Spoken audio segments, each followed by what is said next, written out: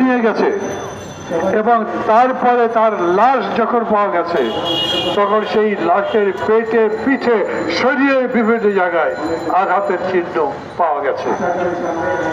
আমি এই সরকারের কাছে বলি, এই সরকারের স্বরাষ্ট্রমন্ত্রীর কাছে বলছি, এই সরকারের যত উপদেষ্টা আছেন, প্রধান উপদেষ্টা আছেন, প্রত্যেকের কাছে বিনীতভাবে অনুরোধ করছি এই জন্য আপনারা আপনাদের ব্যাখ্যা প্রদান করেন।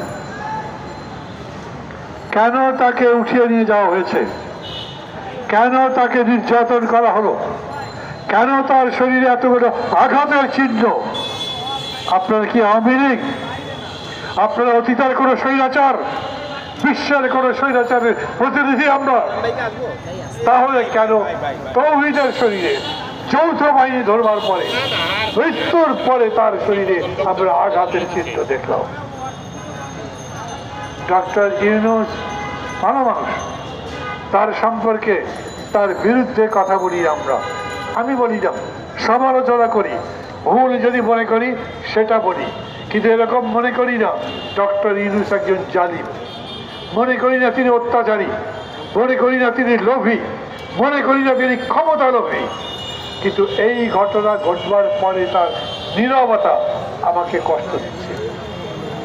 আমি মনে করি প্রফেসর ইউনূসের অথবা তার সরকারের পক্ষ থেকে, তার পক্ষ থেকে কোনো একটা ব্যাখ্যা দেওয়া দরকার ছিল, কি হয়েছে, কেন হয়েছে, সেই জন্যে আপনারা দুঃখিত কি না।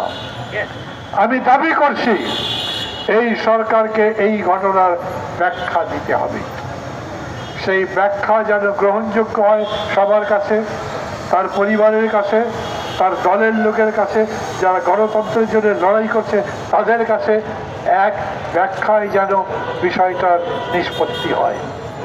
আর সেই ব্যাখ্যায় যদি আবার নতুন করে বিতর্ক তৈরি হয়, স্যার এটা জানবেন রাজনীতি এরকমই জিনিস, যে কোনো একটা ইস্যুকে কেন্দ্র করে ঘটনা গড়াতে থাকে এবং সেটা পেকে যায়।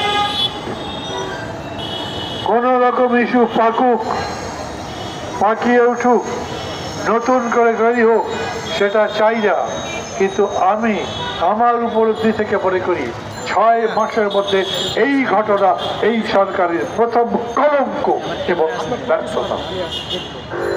ব্যর্থতা সরকারের অনেক আছে।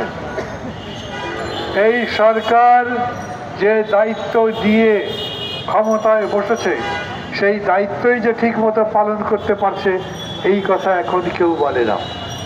সত্যি কথা হলো সাধারণ মানুষ আমাদের জিজ্ঞেস করে, আমাকে জিজ্ঞেস করে, ভাই কি হচ্ছে, সব কিছু কি ঠিক আছে, সংস্কার কি হবে, সংস্কার নিয়ে কি ঝামেলা হবে, কোথায় ঐক্য? এখন তো দিন দিন অনেকের সুর বেশি দেখছি। যারা ক্ষমতায় আছেন, যারা আন্দোলন করেছেন, আন্দোলনের নেতৃত্ব দিচ্ছেন, তারা রাজনৈতিক বিতর্কে জড়িয়ে যাচ্ছেন। তারা নিজেরা রাজনীতির বিতর্ক তুলছেন, উস্কে দিচ্ছেন। তারা একটা দলকে অভিযোগ করছেন, আর একটা দলকে মাফ করে দিচ্ছেন।